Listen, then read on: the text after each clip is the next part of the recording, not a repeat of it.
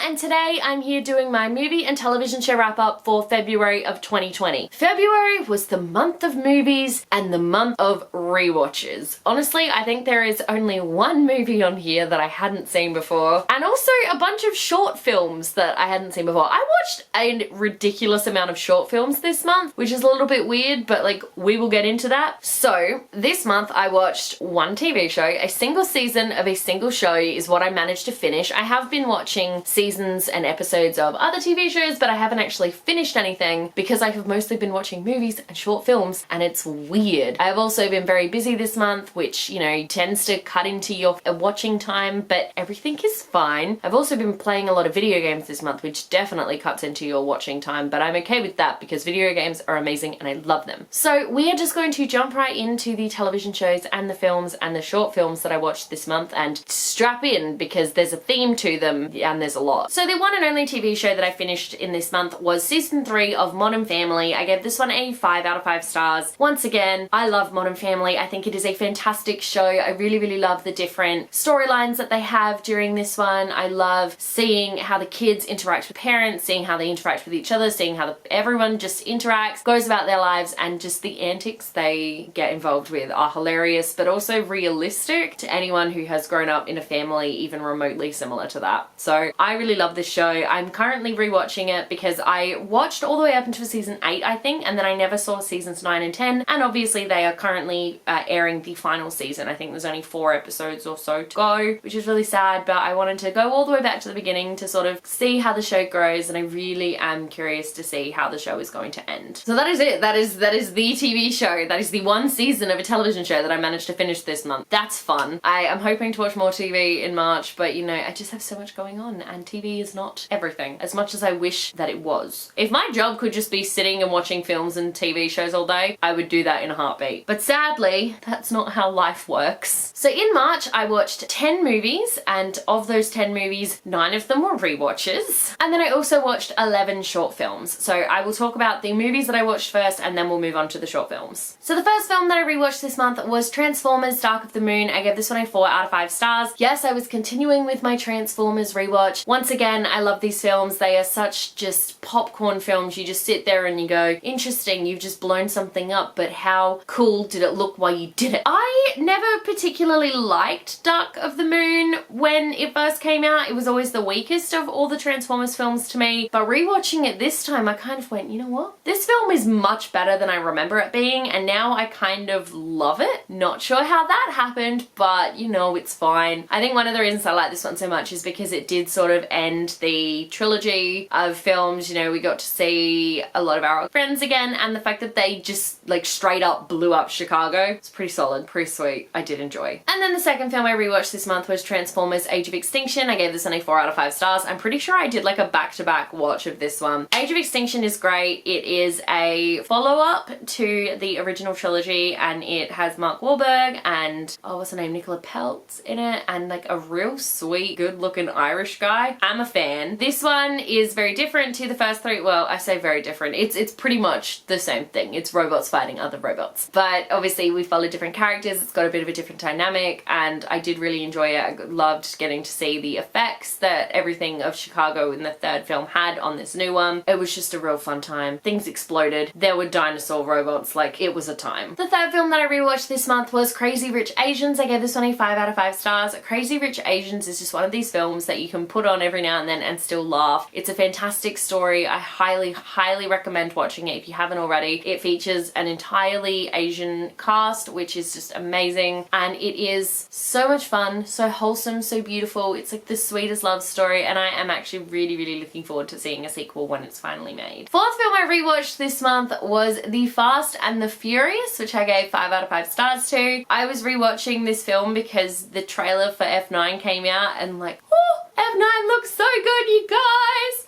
Something you may not know about me is I'm obsessed with the Fast and Furious franchise. No one knows why, including myself, because it doesn't make much sense. I don't like cars. I don't like films about cars. I don't. I think cars are stupid. But these films something about him that I just really, really love. Although I must admit, I love the first film because we're introduced to everybody, and then the films after that are a bit like until we get to about movie number 5 with the heist. It's a whole thing. So I really enjoyed rewatching this one. Then the 5th film I rewatched this month, you can probably guess where this is going to go, but I rewatched Too Fast, Too Furious. I gave this one a 4 out of 5 stars. I don't like it as much as the first one, and I think that's because like Dom and Mia and Letty aren't in it. I do love Brian and I love Roman. I think he's a great character, but I feel like they need to be with the Torettos in order for it to really feel like a Fast and Furious film, and the actual plot of this one I didn't enjoy quite as much. But this is the film where we met Tej, and Tej is a fantastic character. So I think this one is like one of those important films that you do need to watch to really get the full story, but I don't love this one as much as I do the first one or later films. The 6th film that I rewatched this month, you can probably guess, was Fast and Furious, which I gave 5 out of 5 stars to. If you said Tokyo Drift, you would be wrong because I am watching in chronological order, not in release order. So Fast and Furious is set directly after Too Fast, Too Furious. Tokyo Drift is not set until like after movie number 6. It's a whole thing. So Fast and Furious I really love because it sees the return of Dom, the return of Letty and Mia, and it's just, again, it's a fun time. It involves Brian being a cop again, it involves Dom being on the run, and Letty being Letty and things happening, Mia, it's a whole thing. It's really enjoyable. Would recommend if you are watching the Fast and Furious franchise. This one is, I wouldn't say it's a standout film, but it is definitely the last of like the original films, I guess, and then from the next one on they kind of take a weird turn. In my opinion, it's a turn for the better, but in some people's opinion it was a turn for the worst. The 7th film that I rewatched this month was To All the Boys I've Loved Before, which I gave 5 out of 5 stars. This is the cutest little rom-com, and you guys know I'm not a huge fan of like teen contemporary novels, but put it in movie form and I am obsessed. Love this film. I think it is the cutest thing ever. I love Noah Centineo, who plays Peter Kavinsky. He's adorable. Love him. I love Anna Cathcart. Kitty is like my favorite character in the film. She's so funny, and I just love how adorable it is. I actually really like how predictable these films are at times, but this one is predictable in like the cutest way, and it's just all around, it's an adorable film that I would recommend you watch. The 8th film I rewatched this month was Aladdin. This is the cartoon version. I gave this one a 4 out of 5 stars. Rewatching this one, this is the first time I've rewatched it after seeing the live action film a couple of times, and I think I prefer the live action film, which is saying kind of a lot, really. You know, the live action film is, I don't know, it has something that the cartoon doesn't, which is really weird. The cartoon I do really enjoy. I think it is really cute and really well done, but there's just something about the live action film that I prefer. Had to take a mini break to say bye to my friend who's streaming. Well, was streaming, he just finished. The 8th film that I watched this month, and the only film that is not a rewatch, is To All the Boys, P.S. I Still Love You. I give this one a 5 out of 5 stars. I have not read the book, so I did not know what to expect, but I absolutely loved this film. My OTP was the OTP that stayed together. Not gonna tell you which because, you know, spoilers. I loved John Ambrose McLean. I thought he was amazing. I love Jordan Fisher as an actor, so I thought he just brought this really awesome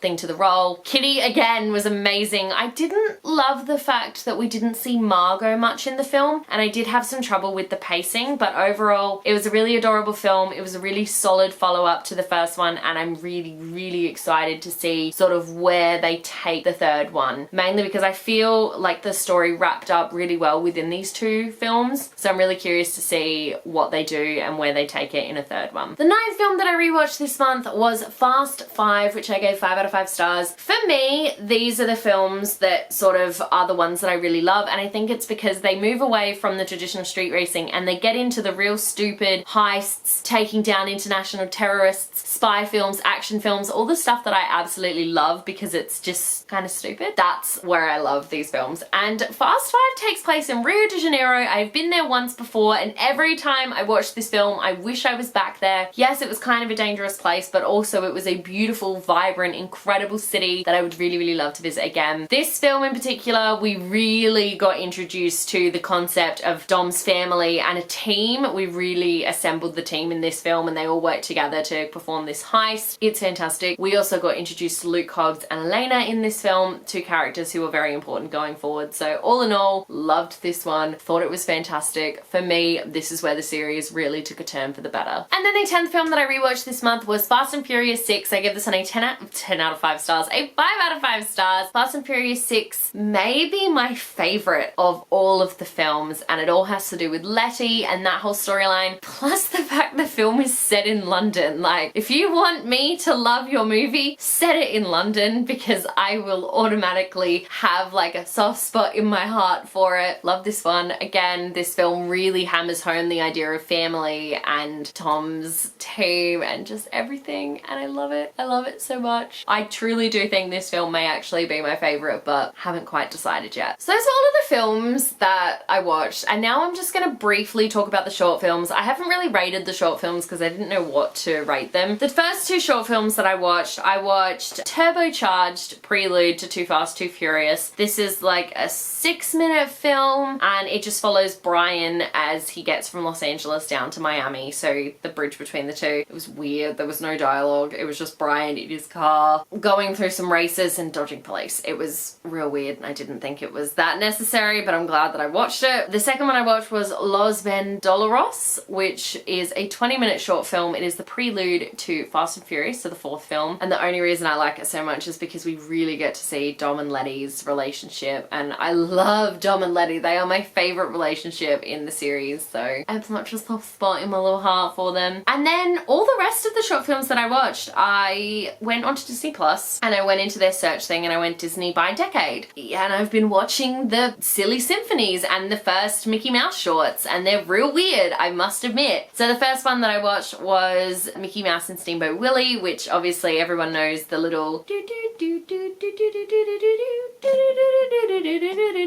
from like every Disney film ever. So when I was watching it, my dad was like, are you watching Steamboat Willie? I was like, yeah. He goes, you're weird. I'm like, yeah, I know. Then we watched some Silly Symphonies. So we watched Babes in the Woods, Flowers and Trees, The Pied Piper, all of which were weird as hell, and I am really worried about the sanity of people back in the 30s because the films were weird, man. Like, I think the 30s was the Great Depression because it was in between the 2 world wars, I'm pretty sure, and you can kind of tell because these films were dark and odd. Then we watched another Mickey Mouse film, which was Mickey Mouse in Ye Olden Days, and it was just cute. It was Mickey trying to save Minnie. Mickey almost got decapitated though. That wasn't fun. That was weird, but you know, for the 30s.